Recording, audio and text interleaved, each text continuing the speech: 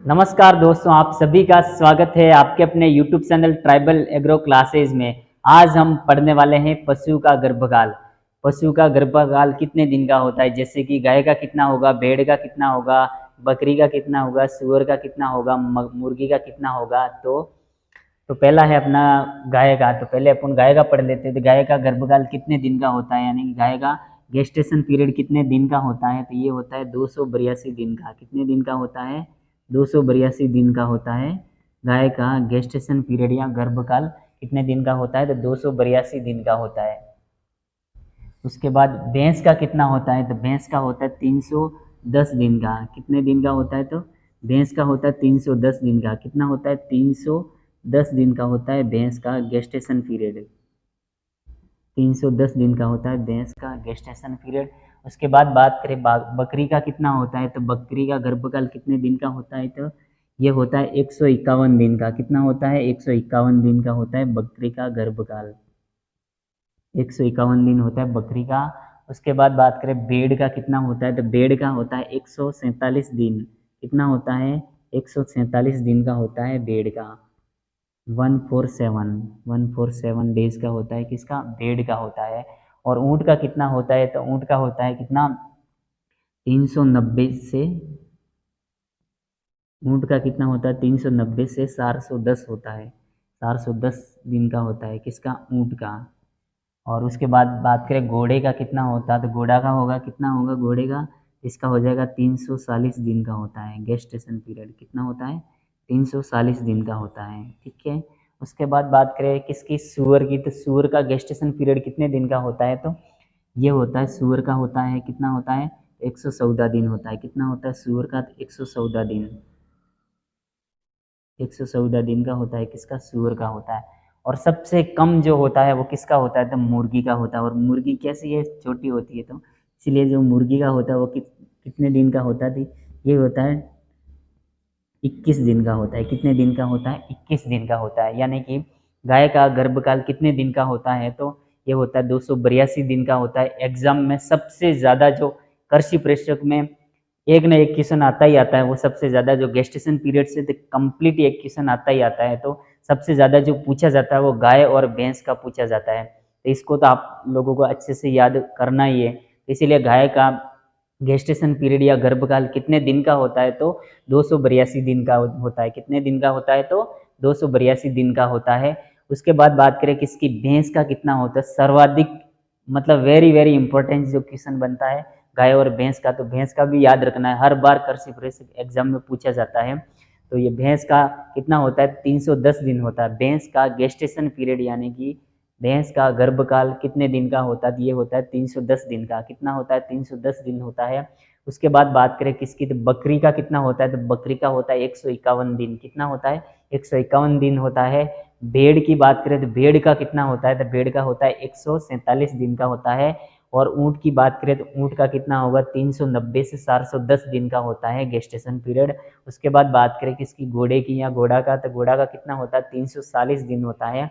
और बात करें सूअर का, तो सूअर का कितना होता है? सूअर का होता है 114 दिन। कितना होता है? 114 दिन होता है गेस्टेशन पीरियड। और सबसे जो कम होता है साथियों, वो किसका होता है दोस्तों? तो ये होता है सबसे कम।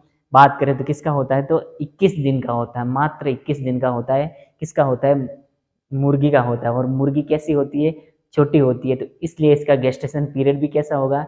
बिल्कुल ही मतलब कम डेज का होता है। मतलब इन सबकी रेशियो के हिसाब से देखा जाए तो सबसे कम जो होता है किसका होता है? तो मुर्गी का ही होता है। ठीक है दोस्तों, ये था अपना गेस्टेशन पीरियड यानी गर्भकाल पशु का। अब पढ़ेंगे अपन क्या?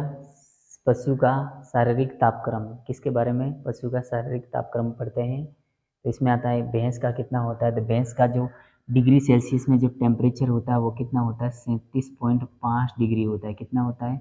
37.5 डिग्री सेल्सियस होता है। ठीक है। उसके बाद बात करें गाय का कितना होता है। तो गाय का होता है 38.5 डिग्री फ़ारेनहाइट। कितना होता है? 38.5 डिग्री फ़ारेनहाइट होता है किसका? होता है किसका? गाय का होता है।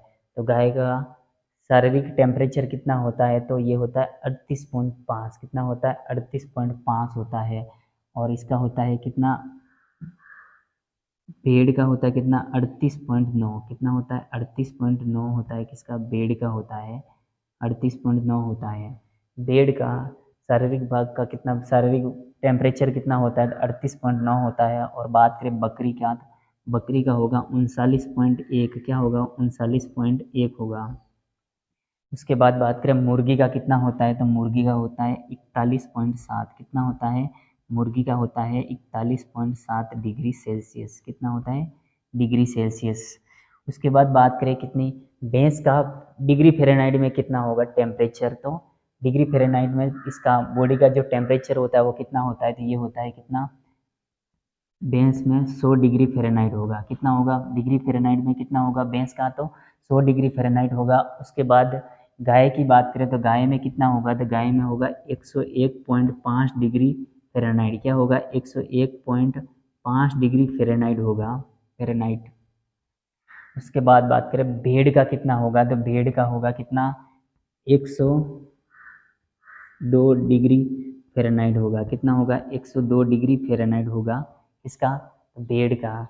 और बकरी की बात करें फ़ारेनहाइट में क्या होगा टेम्परेचर बॉडी का, तो इसका हो जाएगा कितना हो जाएगा 102.5, क्या हो जाएगा 102.5 डिग्री फ़ारेनहाइट हो जाएगा, क्या होगा डिग्री फ़ारेनहाइट।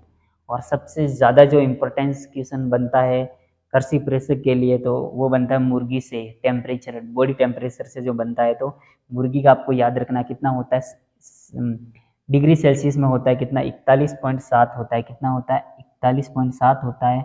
और बात करें किसमें फ़ारेनहाइट में, तो फ़ारेनहाइट में होता है कितना होता है, तो डिग्री फ़ारेनहाइट में 107 डिग्री फ़ारेनहाइट होता है, कितना होता है 107 डिग्री फ़ारेनहाइट होता है। सबसे इम्पोर्टेंट क्वेश्चन है जो मुर्गी का सबसे ज़्यादा पूछा जाता है, ठीक है। तो भैंस का कितना होगा, भैंस का होगा 37.5 डिग्री सेल्सियस होगा, क्या होगा डिग्री सेल्सियस में कितना होगा 37.5 होगा।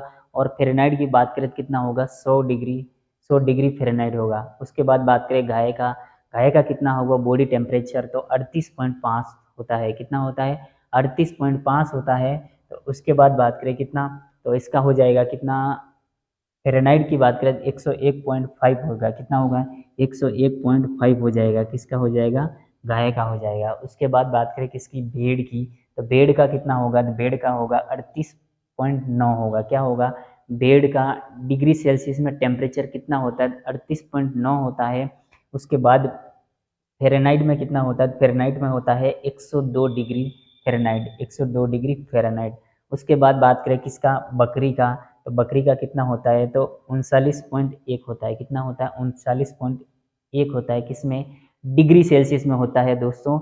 और इसमें बात करें फ़ारेनहाइट में, तो फ़ारेनहाइट में कितना होगा 102.5 डिग्री फ़ारेनहाइट होता है। और सबसे ज़्यादा जो इम्पोर्टेंस क्वेश्चन जो बनता है क्वेश्चन आपके लिए, वो क्वेश्चन सबसे ज़्यादा है आता है, तो ये आता है कौन सा मुर्गी का पूछते सब सर्वाधिक, तो ये आपको याद रखना है। तो मुर्गी का कितना होता है, तो 41.7 होता है, किस में होता है डिग्री सेल्सियस में होता है।